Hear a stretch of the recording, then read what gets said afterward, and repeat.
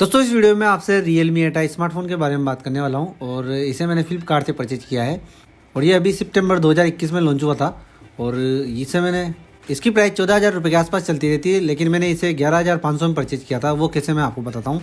दोस्तों इसकी प्राइस 14,000 रुपये थी और इसमें किसी भी डेबिट या क्रेडिट कार्ड को यूज़ करने पर 1500 ऑफ थे। उसके बाद एक्स्ट्रा हमें 10% का डिस्काउंट मिल रहा था, जिसकी मैक्सिमम लिमिट 1,000 रुपये थी।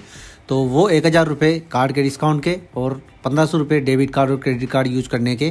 तो जो 1,500 रुपये वो एडिशनल डिस्काउंट होता है, तो वो सेलेक्टेड मॉडल पे होता है। तो इस मॉडल पे था वो 4GB 64GB वाले पर, और मैंने 1,500 रुपये प्लस 1,000 रुपये मतलब टोटल 2,500 रुपये का डिस्काउंट लगा लिया 14,000 रुपये में। तो डायरेक्टली मुझे 2,500 रुपये का डिस्काउंट देखने को मिला। कोई इसमें कॉम्प्लिकेटेड सीन नहीं था और ये वीडियो मैंने हाथों हाथ रिकॉर्ड किया है। और Realme 8i पहले भी हमने परचेज किया था, इसकी मिनिमम प्राइस 13,000 रुपये चल गई थी। तो 13,000 रुपये में हमने 1,250 का डिस्काउंट लगाया था, तो वो हमें 11,750 के आसपास भी मिला था। तो 11,000 से 12,000 के हिसाब से मैं इस स्मार्टफोन का आपको रिव्यू देने वाला हूं, तो इस बात का आप ध्यान रखें। और अगर इसके प्रोसेसर की बात करूं तो इसमें MediaTek Helio G96 प्रोसेसर दिया गया है, जो कि 12 नैनोमीटर पर बेस्ड है। और ये एक ऑक्टा कोर प्रोसेसर है, जिसकी 2 कोर 2.5 गीगाहर्ट्ज़ Cortex A76 पर बेस्ड है और 6 कोर 2.0 गीगाहर्ट्ज़ Cortex A55 पर बेस्ड है।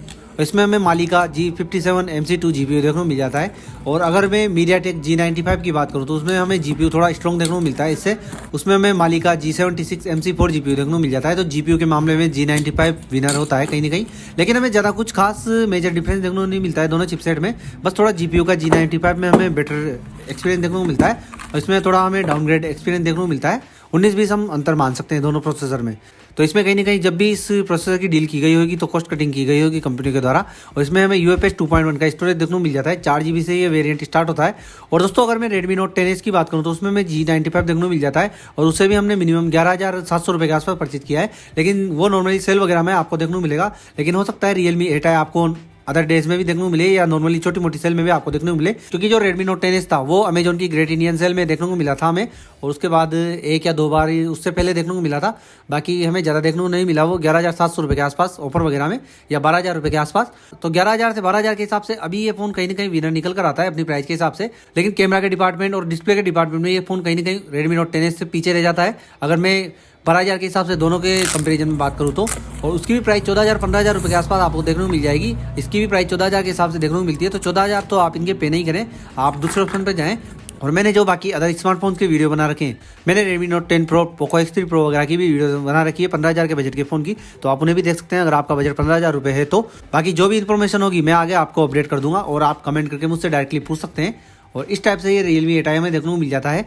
इस फोन में 5000 mAh की बैटरी के साथ 18 वाट की चार्जिंग देखने को मिल जाती है और हमें साथ में कवर देखने को मिल जाता है। ये फोन फुल चार्ज होने में 2.5 घंटे के आसपास का टाइम लेगा, कम ज़्यादा हो सकता है कुछ टाइम, लेकिन नॉर्मली आप आइडियली यही मानकर चलिए 2 से 2.5 घंटे के बीच का टाइम आप मानकर चलिए, क्योंकि उस सिचुएशन पर डिपेंड करता है आप किस इन्वायरमेंट में इस फोन को चार्ज करते हैं और किस टाइप से यूज करके चार्ज करते हैं। सिंगल चार्ज पर ये 5000 mAh की बैटरी आपको फुल डे का बैकअप आराम से दे देगी, बल्कि आपको 1 दिन से ज़्यादा का भी बैकअप देखने को मिल जाता है। वो आपके यूजेज पैटर्न पर डिपेंड करता है। और अगर इसकी डिस्प्ले की बात करूँ तो इसमें 6.6 इंच की फुल HD डिस्प्ले देखने को मिल जाती है, जिसकी पीक ब्राइटनेस 600 निट्स है। तो इसका ब्राइटनेस लेवल काफ़ी अच्छा है प्राइसिंग के हिसाब से। और ये एक 120 हर्ट्ज की डिस्प्ले है, जिसकी PPI डेंसिटी 400 है। तो प्राइस के हिसाब से अच्छी डिस्प्ले है और रिफ्रेश रेट काफ़ी अच्छी है।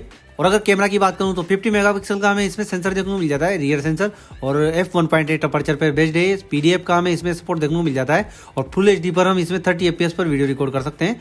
और दोस्तों कैमरा ज़्यादा हाई लेवल का नहीं है, इस बात का आप ध्यान रखें, लेकिन 11,500 के हिसाब से ठीक है, मतलब कम तो मुझे लगा अगर Redmi Note 10S के मुकाबले में बात करूँ तो। और 16 मेगापिक्सल का फ्रंट कैमरा हमें देखने को मिल जाता है, जिसमें भी हम फुल HD पर 30 FPS पर वीडियो रिकॉर्ड कर सकते हैं।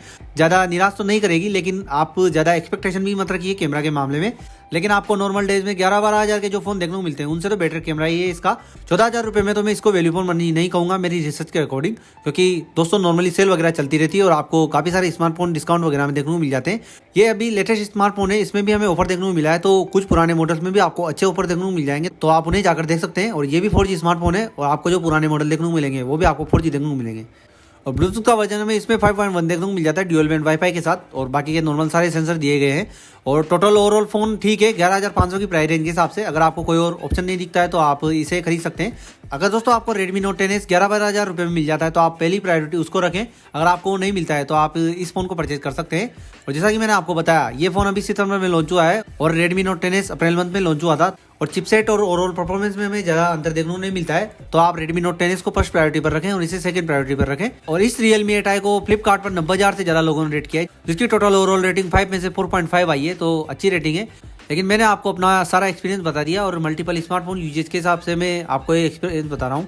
दोस्तों मैंने मेरे पर्सनल एक्सपीरियंस के हिसाब से आपको ये रिव्यू दिया है, और हो सकता है किसी और से आप जब ओपिनियन लें तो आपको डिफरेंट ओपिनियन देखने को मिले, तो वो दोस्तों सबके अपनी अपनी चॉइस पर डिपेंड करता है। अगर आप दोस्तों Realme 8i स्मार्टफोन यूज़ कर रहे हैं तो कमेंट में अपना एक्सपीरियंस जरूर शेयर करें, और इस वीडियो से रिलेटेड आपका कोई सवाल या सुझाव हो तो कमेंट करना ना भूलें।